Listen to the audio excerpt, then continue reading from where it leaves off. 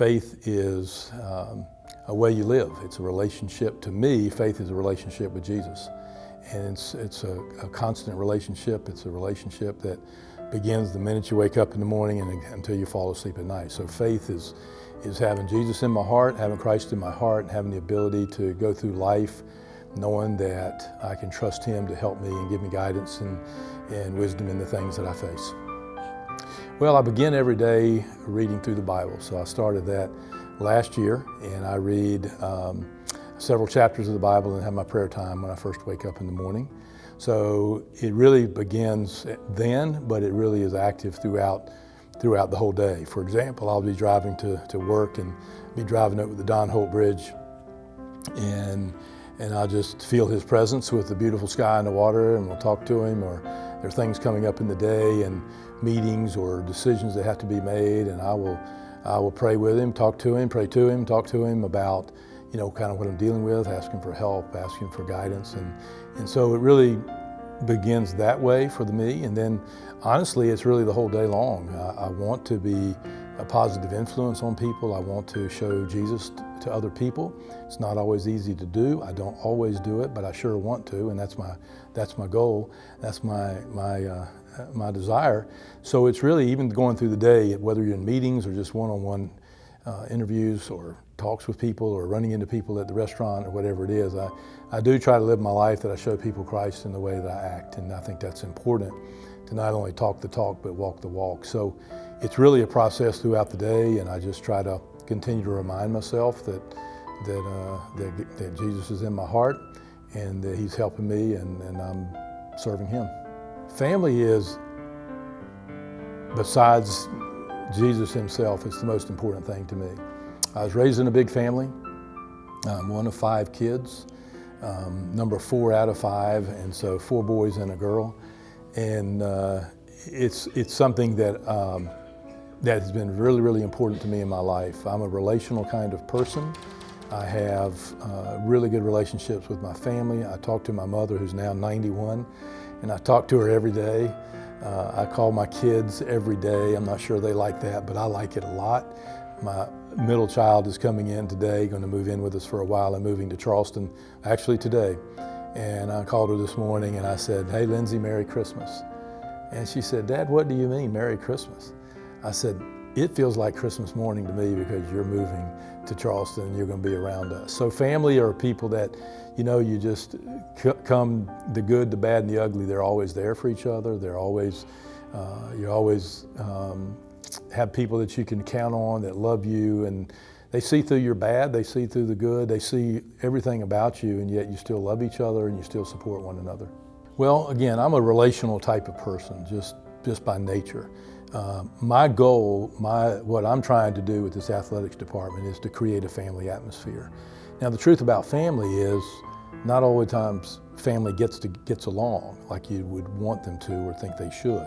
So if you have a sister, a younger sister, an older brother, it's not like it's just a magical relationship and everything's just awesome and wonderful because you're family. That's not a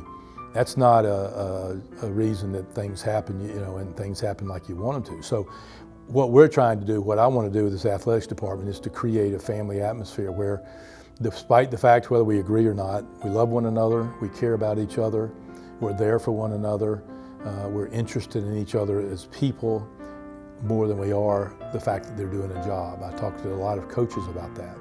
I want to make sure a coaching staff treat their student athletes like young men and young women, and that's more important to me than them treating them as a student athlete. So for me, it's the same principle.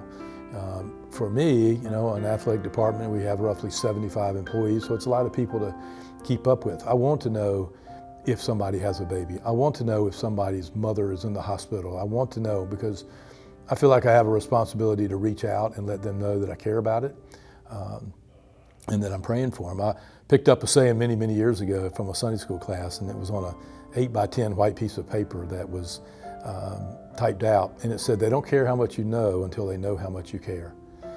And I really want to run that department this way. I want people to know that I care about them. It's not easy to do all the time.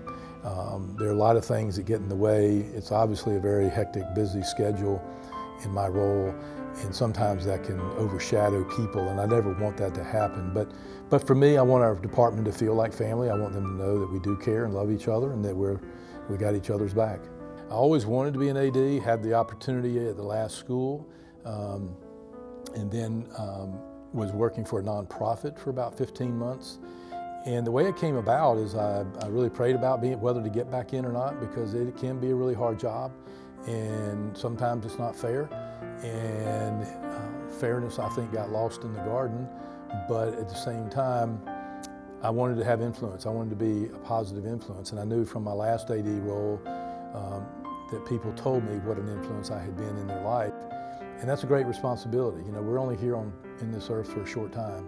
And it feels like a long time sometimes, but you know, what are you doing with your life? Are you investing in others? Are you helping others? So I wanted to get back in it, and I wanted to come to a program that I could help build. As an AD, I feel I am more of a builder than a sustainer. For me to go to a program that everything is pretty much done, and now you're just tweaking this, tweaking that, the culture set, you know, that's not really something that I get much joy in. I want to build, I want to help build a program. I like help building facilities. I like making a difference in a department. So for me, it was an opportunity to be in another Christian school, which I guess that's what I'm supposed to be, because my last one was as well. But it was an opportunity that presented itself, and it just kind of checked all the boxes for me, and a place where I could come and hopefully make a positive difference and do it with great people. I think it's being honest with people, living your life in a way that God would want us to live it. So I think the impact comes from them watching me. And again, I know from other positions, even when I was at South Carolina with the Gamecock Club, you know, people are watching. So I think really a big part of it is just living my life every day the right way, and doing it with honesty and integrity, and doing it with character and treating people well again. And I think if you can live your life that way, unfortunately,